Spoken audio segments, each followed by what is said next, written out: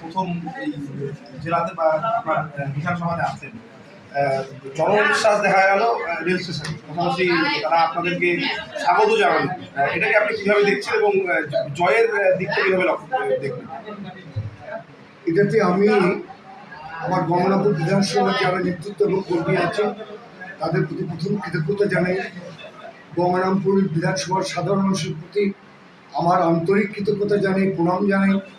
যে আমি সত্যিই খুব উচ্ছ্বসিত যে তারা একদম রেল স্টেশন থেকে রেল থেকে নামিয়ে নিয়ে গোটা গঙ্গারামপুর আমাকে নিয়ে এসে চারদিক থেকে মানুষগুলোকে সংগঠিত করে অন্তত 4টা মন্ডলী, প্রেসিডেন্ট এবং তার পদাধিকারীরা এবং জেলার নেতৃত্ব যারা আছেন, হর্ষবর্ধন সহ, দিলীপ বিশ্বাস সহ, আমার বৃন্দাবন ঘোষ, আমার লালন দেব শর্মা, আমার দীপেশ বর্মন, আমার জগদীশ বর্মন, অচিন্ত মজুমদার সহ আমার মহিলা মোর্চার সব নেতৃত্ব, যুব মোর্চার সব নেতৃত্ব, তারা যেভাবে নিয়ে এসে আমাকে আমার অফিসে এখানে নিয়ে এসে পৌঁছালেন তার জন্য সবারই প্রতি আমার কৃতজ্ঞ।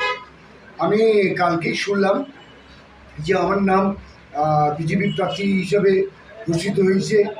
এই জন্য বিজেপির সর্বস্তরের নেতৃত্ব যারা আছেন, শ্রমিক ভট্টাচার্য, শুভেন্দু অধিকারী, সুকান্ত মজুমদার এবং অন্যান্য নেতৃত্ব যারা আছেন, সর্বভারত নেতৃত্ব যারা আছে, তাদের সবারই প্রতি আমার কৃতজ্ঞতা জানি আপনাদের মাধ্যমে।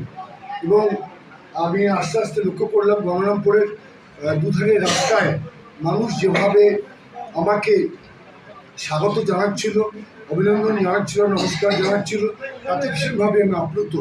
আমি বুঝতে পারছি মানুষ খুশি হয়েছে গঙ্গারামপুর বিধানসভার এই ব্যাপারে আমি নিশ্চিত।